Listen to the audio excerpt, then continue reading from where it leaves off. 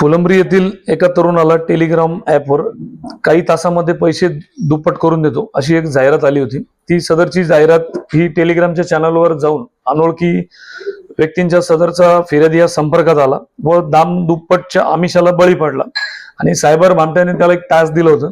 ते टास्क त्याने त्या टास्कच्या सूचनेचं पालन केलं व त्याने दिलेल्या त्या रिवॉर्डला तो बळी पडला व ऑनलाईन कॅश पाठवली। अशा प्रकारे त्याने आमिष दाखवून वेगवेगळी कारणे दाखवून तक्रारदाराला वेळोवेळी टप्प्याटप्प्यानं 5,62,400 रुपयाची फसवणूक केली होती। अशा प्रकारची NCCR पोर्टलवर तक्रार आली होती। सदर तक्रारीच्या अनुषंगानं आम्ही माननीय SPSO तसेच ऍडिशनल साहेब यांच्या मार्गदर्शनाखाली आमच्या पथकाने सदर त्यांनी ज्या बँक खात्याला रक्कम पाठवली होती त्या बँकेचा आम्ही तपशील घेतला आणि त्या खात्यामध्ये सदरचे पैसे वळवण्यात येऊ नये याकरता आम्ही कोटक महिंद्रा बँक यांचे जे नोडल अधिकारी आहे यांच्याशी संपर्क केला व संपर्क साधून आम्ही सदर गेलेली रक्कम 100% रक्कम ही आम्ही अत्यंत तत्परतेने त्यांना रिटर्न कशी भेटेल याबाबत आम्ही बँकेच्या अधिकाऱ्यांशी संपर्क करून ती रक्कम सदरची गोठवली व ती फिर्यादीला 5,62,000 संपूर्ण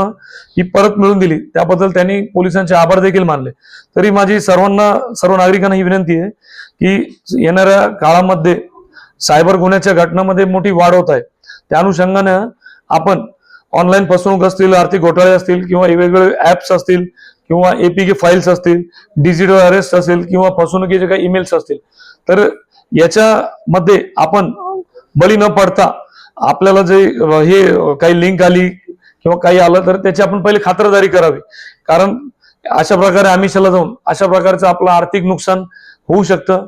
यामुळे सदर याच्यामध्ये आपल्याला जर काही अडचण आली तर आपण तात्काळ 1930 या क्रमांकावर टोल फ्री क्रमांक याच्यावरती संपर्क साधावा किंवा जी cybercrime.gov या वेबसाईटवरती जाऊन आपण तात्काळ संपर्क करावा, जेणेकरून आपला कोणता फ्रॉड झाला असेल तर आपल्याला तात्काळ मदत मिळेल।